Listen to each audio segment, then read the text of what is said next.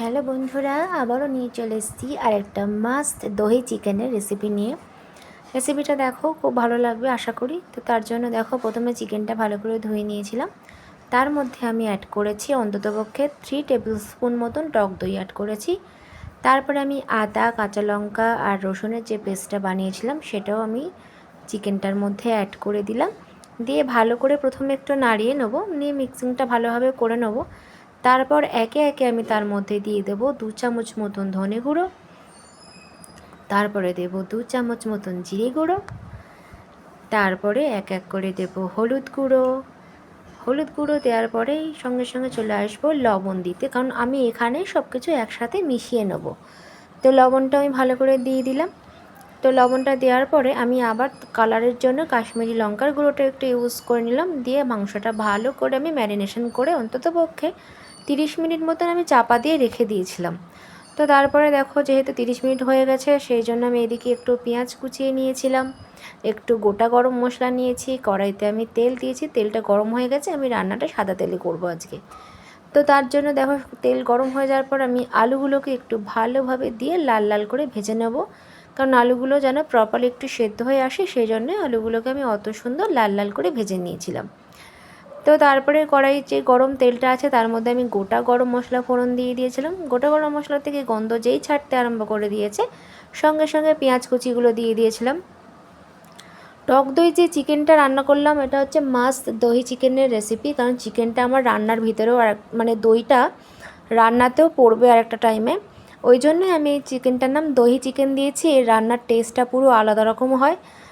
দই দিয়ে ম্যারিনেশন করা মাংসর স্বাদ কিন্তু একটা অন্যরকমই হয়। আশা করি যারা করো তাহলে জানো, আর যারা করোনি তারা জেনে নাও। এখন আমি প্রথম দই দিয়ে রান্না করেছি মাংসটা, কারণ আমি টমেটো দিয়ে করে, আজকে টমেটো দেবো না এবার। তো দেখো, আমি এর মধ্যে একটুখানি চিনি অ্যাড করে দিলাম পেঁয়াজটার মধ্যে, যাতে পেঁয়াজটা ভাজার সময় একটু সুন্দর কালার হয়ে আসে, সেই জন্য আমি চিনিটা অ্যাড করে দিয়েছি। আজকের ভিডিওটা যদি স্কিপ করবে না, সকলেই দেখো, সকলে লং ভিডিও পোস্ট করবে, এবং সবাই যারা পোস্ট করছে সবার ভিডিওটা তোমরা মন দিয়ে দেখবে কিন্তু।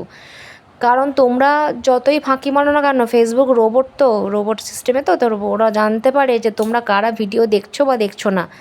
তোমরা যদি আজকে সকলে লং ভিডিও দেখো না, তোমাদের ভিডিওগুলোও কিন্তু ফেসবুক অন্য কারোর কাছে সাজেস্ট করবে, এবং সাজেস্ট ফর ইউতে অবশ্যই চলে যাবে। আমার অনেক ভিডিও সাজেস্ট ফর ইউতে গেছে।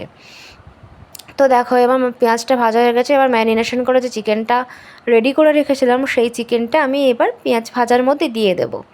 যেহেতু আমার এর মধ্যে সব কিছু মেশানো আছে, আমাকে আলাদা করে আর কিছু দিতে হবে না।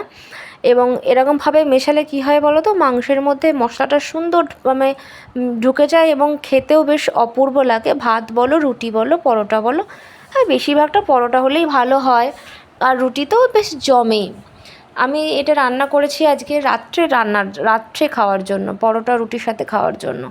তো দেখো, আমি ভালোভাবে এবার কষাতে থাকবো যতক্ষণ না পর্যন্ত সুন্দরভাবে কষে আসে। দেখো, কষাটা কিন্তু প্রপারলি হয়ে এসছে, কারণ তেল যখন ছাড়তে আরম্ভ করে দিয়েছে জানবে, তখন কষাটা হয়ে এসছে। এমনি ম্যারিনেশন করা রয়েছে তো মাংসটা, বেশি জল দেবো না, অল্প জলেই আমার রান্নাটা হয়ে যাবে, কারণ অনেকটা সেদ্ধ আমার ম্যারিনেশনেই হয়ে আছে সেই জন্য। তো আমি এইভাবে নাড়তে থাকবো, অল্প অল্প করে জল দেবো, জল দিয়ে নাড়তে থাকবো। জলটা হবে যে বাটিটায় আমি ম্যারিনেশনটা করে রেখেছিলাম, সেই বাটির জলটাই অনলি দিচ্ছি, কারণ অন্য জল আর এখানে দরকার পড়বে না। এই যে এইটুকুনি আমি জল এখানে অ্যাড করে দিলাম, এই জলটা দিয়ে আমার মাংসটা রান্না হয়ে যাবে, কারণ অনেকটাই তো সেদ্ধ হয়ে আছে সেই জন্যই। তো দেখো, আমার মাংসটা কিন্তু বেশ সুন্দর কষানো হয়ে গেছিলো। আমি জল অ্যাড করে দিয়ে একটু চাপা দিয়ে দেবো। তারপরে চাপাটা যেই খুলবো তখনই দেখবো দহি চিকেন ইজ রেডি। তো দেখো, চিকেনটা কিন্তু আমার প্রপার সেদ্ধ হয়ে গেছে, এবং সুন্দরভাবে রান্নাটাও কিন্তু হয়ে গেছে। খেতেও ভালো লাগে। দহি চিকেনের রেসিপিটা তোমাদের কেমন লাগলো বলো। আর আমি সামান্য একটু গরম মশলা দিয়ে দিয়েছিলাম, আর মাঝখানে না আমি 2 চামচ মতন আরও টক দই অ্যাড করেছিলাম।